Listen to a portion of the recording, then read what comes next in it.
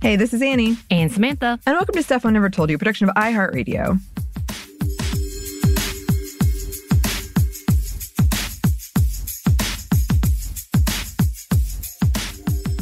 And today, we are adding another activist/filmmaker who previously released an Oscar-nominated short in 2021 and just another film this year in September. And when I say we're adding another activist filmmaker, I mean probably another film and movie that we're going to have to add to our feminist movie and our long list of, oh, look who we found.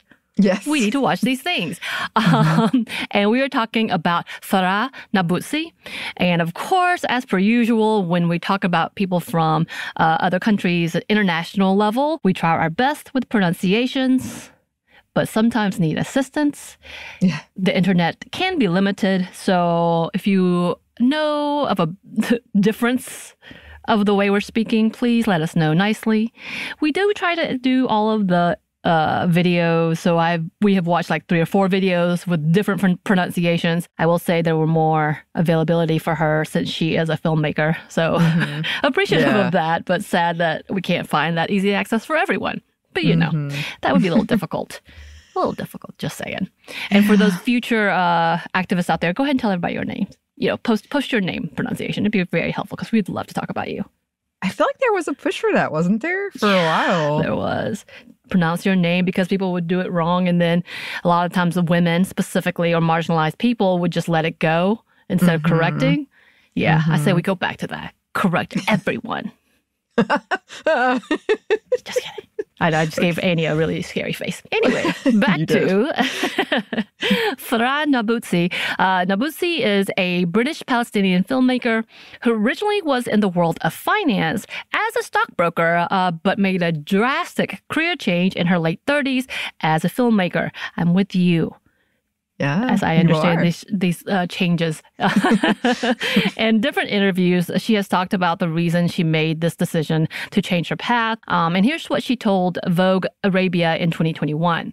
My background has nothing to do with film. I didn't study film and I didn't work in the industry. I was very much happy in the business and corporate world, she explains. The bookshelf behind her stocked with scholarly files, trophies, and family photos.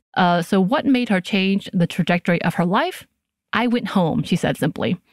So the article continues, Nabulsi had visited Palestine a number of times as a child, but it took her first trip back as an adult in 2013 and the visits that followed to grasp the reality of her ancestral home. Everything I thought I knew and understood about the daily struggles of Palestinians was absolutely nothing compared to seeing it on the ground with my own 2 eyes, she explains. Whether it was the wall plowing through the Palestinian homes, the humiliating checkpoints, the refugee camps that I visited, or the ruins of demolished homes that I sat on, those trips changed me.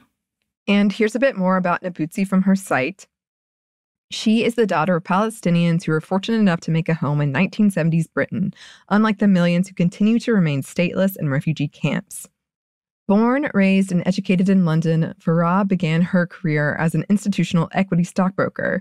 She ended up with a CFA designation at JP Morgan Chase before moving on to build a children-focused business that she ran for 10 years.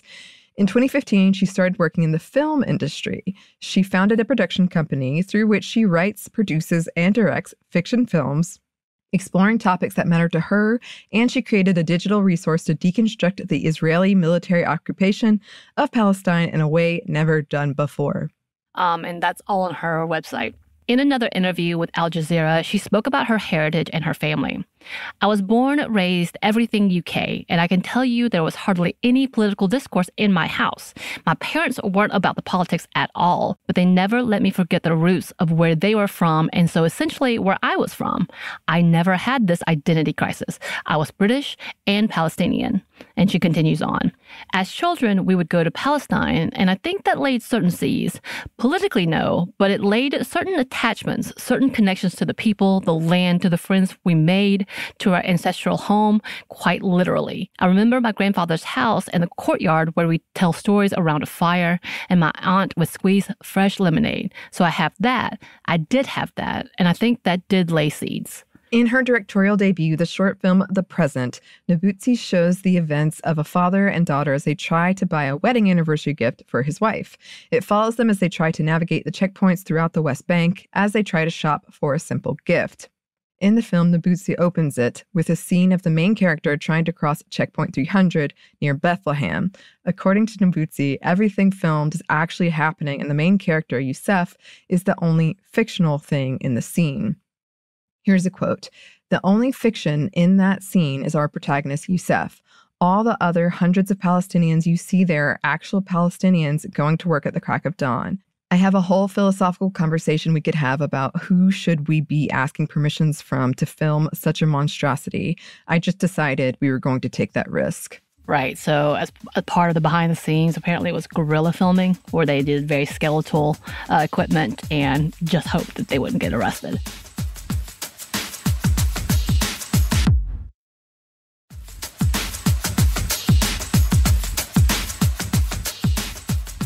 So the film garnered several high-rated reviews as one of the best short films of that year. In fact, the film was not only nominated for an Oscar, but also won a BAFTA award for Best Short Film 2021. And in September of this year, 2023, Nabulsi released her newest film, The Teacher, which is her featured directorial debut. Here's a descriptor from Wikipedia. Quote, "The film tells the story of a grief-ridden Palestinian schoolteacher, Bassam, who becomes very involved in the lives of two of his students, Adam and Jacob, when their home is bulldozed. Throughout the film, Bassam attempts to reconcile his role as a father figure to Adam and Jacob and his commitment to the Palestinian resistance, all in the midst of ongoing incident in which an IDF soldier, the son of an American diplomat, is being held hostage." So as of October, meaning last month of this year, the film has been longlisted for the 2023 British Independent Film Awards for Best Debut Director, Best Debut Screenwriter, and Breakthrough Producer. The film was shot entirely in Palestine, which Nabulsi refers to as something very important for her storytelling. She told Deadline.com, "There are certain stark stereotypes that have permeated in Western media and around the world for a long time, and I really hope that this film lends itself to tearing down those stereotypes and overcoming those misconceptions, as only cinema really knows how to do," she says. "Cinema is the most powerful and beautiful medium of human communication that the world has ever known. So if I played a part through this film to speak to and overcome some of that opaque understanding of the reality on the ground of military occupation and settler colonization that has been taking place for decades, then that's wonderful." She adds, "I needed to make this film to deal with the pain, to deal with the guilt, to deal with wanting to be able to look at myself in the mirror and respect myself as a human being. I guess you could say I needed to make this film to cope with the injustice that I've witnessed and become acutely aware of. And there's nothing more spiritual or cathartic than to create." And with it being something she needed for herself, Nabulsi has previously talked about the depth of sharing these films for others to understand. Here's another quote from that 2021 Al Jazeera article. Quote, "What about this layer of engagement? I don't mean on the mental level, because there's a lot of that available, but how do you engage people through the heart? Ultimately, that's what I am interested in. I want to speak to people from my heart to their heart, as opposed to talking facts and figures. And studies show that if you can bring people to understand and feel and address them through their hearts, you have a much higher chance of moving them away from their positions or even changing their minds." It goes on, "Films seem to be one of her best way to achieve this. Cue a career into her filmmaking." She goes on to say, "For me, it just became so obvious that that's the way I wanted to engage," says Nabulsi. "And I've loved film since forever. Anyone who knew me as a teenager knows that I am exactly where I am supposed to be right now, and that felt completely right. It doesn't mean that the journey I went on wasn't something I didn't enjoy. It was actually very helpful in many ways." So you can find a lot of articles about her talking about her change and about why this is so important to her. Again, this was all from articles, I believe, of September or earlier of this year.